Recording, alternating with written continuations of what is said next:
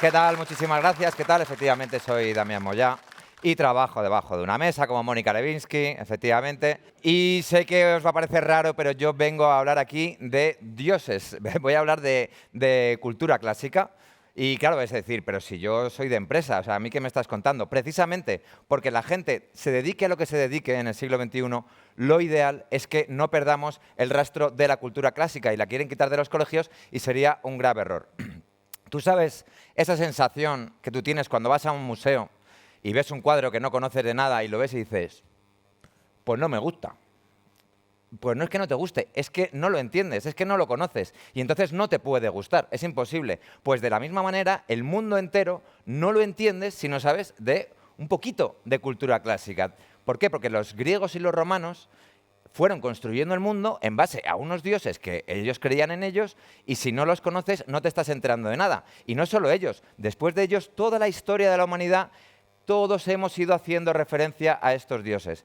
Entonces todo el mundo está jugando a un juego en el cual si no juegas estás perdido. Por ejemplo, siglo XIX, llega un científico, está examinando el Sol durante un eclipse y descubre que hay un nuevo elemento.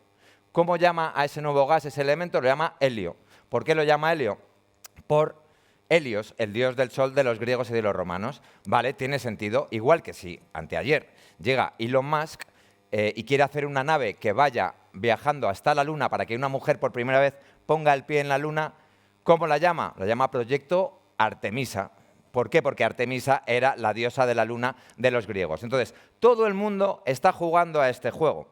No puedes no saberte las normas, ¿vale? A mí el caso que más me llama la atención es el caso de los días de la semana. Los días de la semana a vosotros nos parecen increíbles. No se dicen, joder, vaya días de la semana buenos que tenemos. No, ¿verdad? Seguramente porque en el colegio no os han contado por qué se llaman así. Y cuando te lo cuentan, alucinas. Entonces, los días de la semana se llaman así por los planetas. Y los planetas se llaman así a su vez por los dioses romanos. De manera que el lunes es por la luna. Y la luna se llama así por una diosa romana que era la diosa luminosa. Y luego, cuando alguien de repente se inventa que en la luna hay habitantes y lo pone en un libro, ¿cómo llama a esos habitantes? Los llama selenitas. ¿Por qué? Por la diosa Selene, que es la diosa de la luna de los griegos. Entonces, como veis, todo el mundo juega a esto. El martes, ¿por qué es? El martes se llama así por el planeta y el planeta se llama así por el dios de la guerra de los romanos. Y su símbolo lo habéis visto 1 billón de veces. ¿Sabéis dónde lo habéis visto? En los baños de los bares. Está en todos. ¿Por qué? Porque todos los que jugamos a este juego sabemos que los hombres son de Marte y las mujeres son de Venus. Por Marte tenemos la palabra, por ejemplo, marcial, que nos da el nombre a las artes marciales, las artes de la lucha, de la guerra. Tenemos la ley marcial también, que es la ley que se pone cuando hay una guerra. O tenemos a marcial de médico de familia, que es muy importante también y no hay que despreciarlo, ¿verdad? Bien, miércoles. El miércoles es por Mercurio. Mercurio era el dios del comercio. Y entonces fíjate cómo mercado viene de Mercurio. Y cómo su símbolo, el caduceo, que es eso que lleva en la mano, es ese palito con unas serpientes y unas alitas, eso lo vas a ver en un montón de sitios que se dedican al comercio, como por ejemplo el Banco de España. Tú vas al Banco de España y en la fachada hay más mercurios que un termómetro. Es impresionante. Está por todas partes. Además, Mercurio tenía la gracia de que era un dios que iba a toda velocidad, por eso tenía esas alitas en los pies y en el casquito. De hecho, Flash, por ejemplo, el superhéroe, está completamente copiado de Mercurio, sobre todo si ves la versión inicial, era idéntico. Bueno, pues Mercurio iba corriendo de acá para allá, llevando los mensajes a los dioses. ¿Y cómo iba? Corriendo. Y de ahí viene la palabra correos, porque los mensajeros antiguamente tenían que ir corriendo. Vale, el jueves es por Júpiter, el dios del rayo, Zeus para los griegos.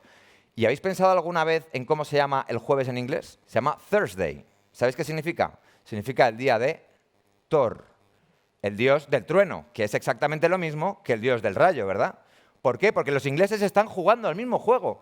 Aunque estaban lejísimos, ellos ya empezaron a jugar a esto y llamaron a los días exactamente igual.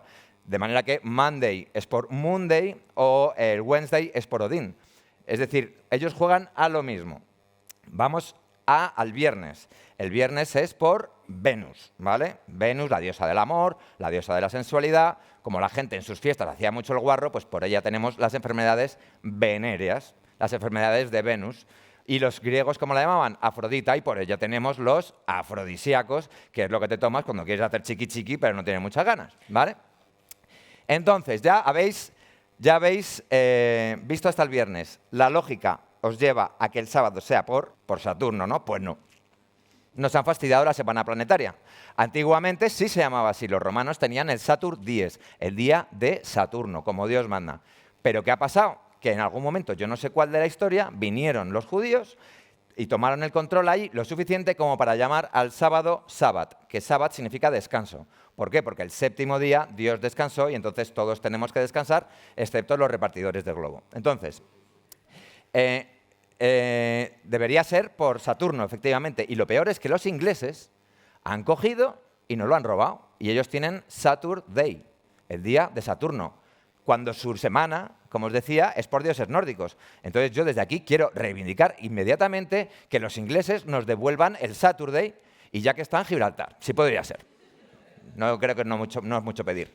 Vamos con el domingo. El domingo debería ser por el sol, ¿verdad? Es lo que va pidiendo la semana. Mira cómo los ingleses tienen Sunday, ¿vale?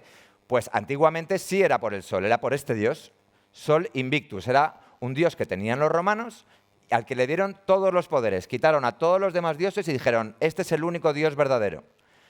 Así fue hasta que llegó, por supuesto, Jesucristo y el cristianismo. Cuando entra en el Imperio Romano en el año 313 se impone ya, entonces quitaron a Sol Invictus y le quitaron de todas sus atribuciones y además le quitaron su día y el día pasó a llamarse Doménica, que es el día del Señor, el día de Jesucristo. Fíjate cómo a Jesucristo siempre se lo representa con un solcito en la cabeza, porque tiene mucha relación con el sol.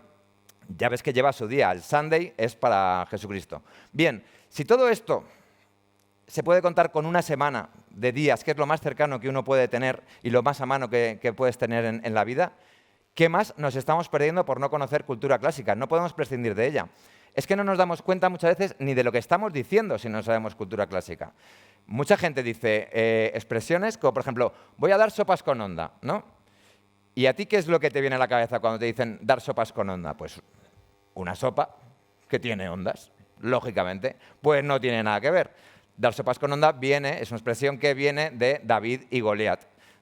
David era el rey de los judíos y entonces él se tenía que enfrentar hace 3000 años a el gigante Goliat, el gigante de los filisteos, que era los palestinos de ese momento. Entonces, ¿qué hizo? Pues cogió una sopa, que es una piedra de estas redondas que tiras en un río, y con una onda se la tiró a la cabeza y lo mató y ganó la batalla, y fenomenal.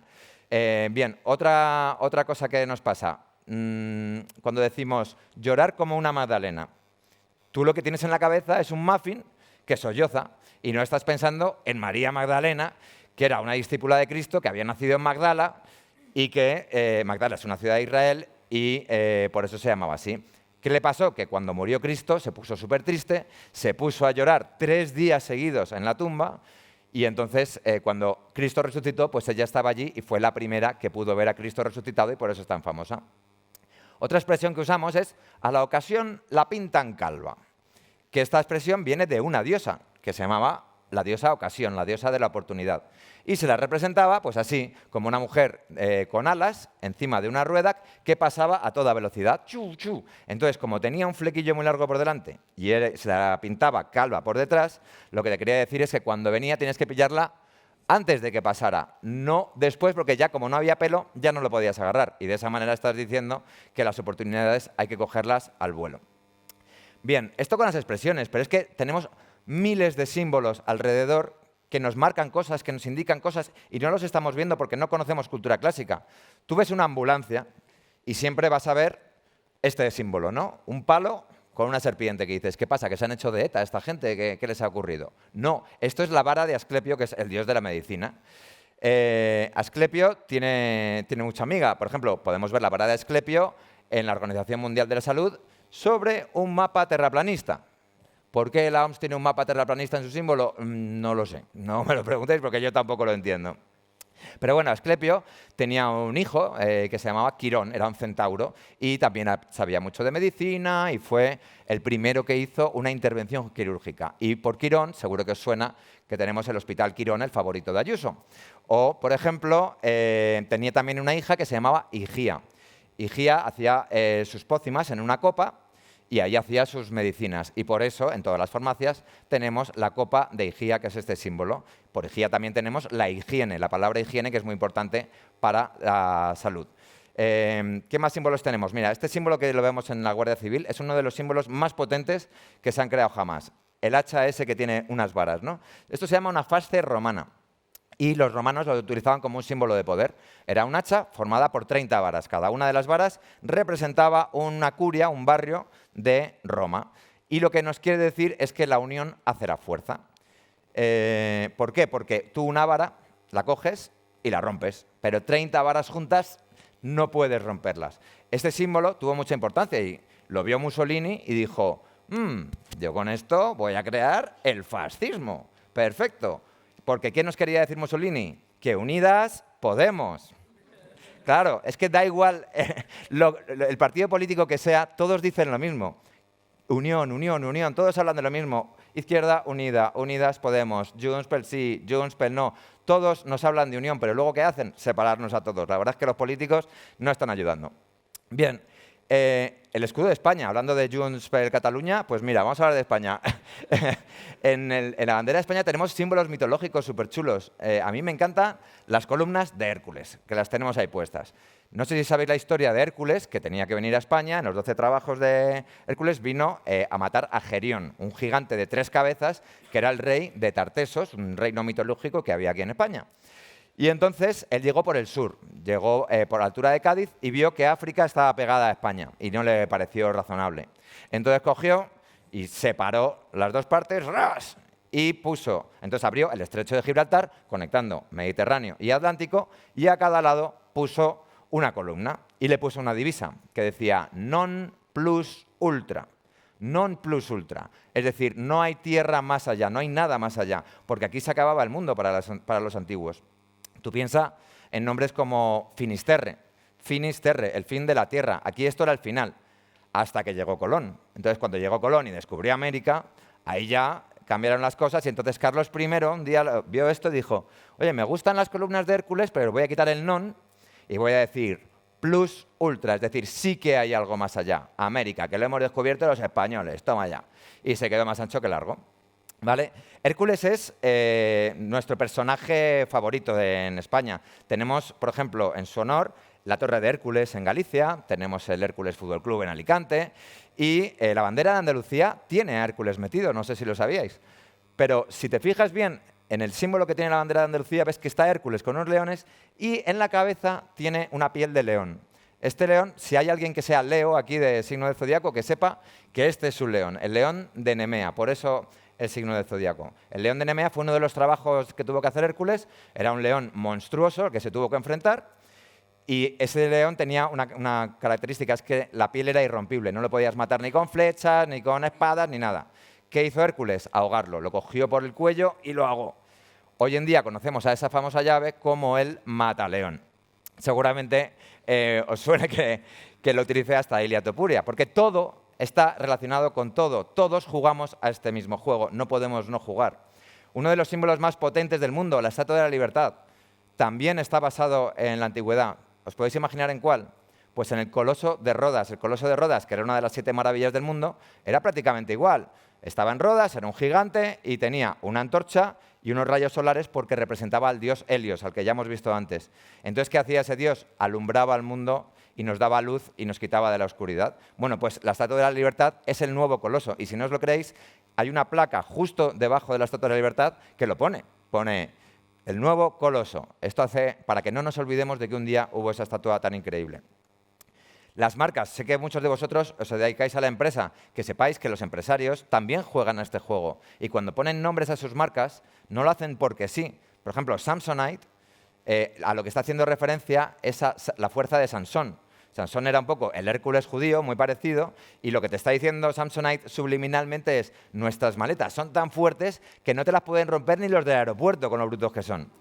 Te lo están diciendo. O, por ejemplo, en TripAdvisor tienes esta marca en la cual tienes un búho como símbolo, porque el búho era el animal simbólico de Atenea, la diosa de la inteligencia y de la guerra. No sé si os suena que Atenea fue la que ayudó a Ulises, a Odiseo, a hacer su odisea, a viajar desde Troya, después de la guerra, 10 años hasta llegar a su isla natal de Ítaca.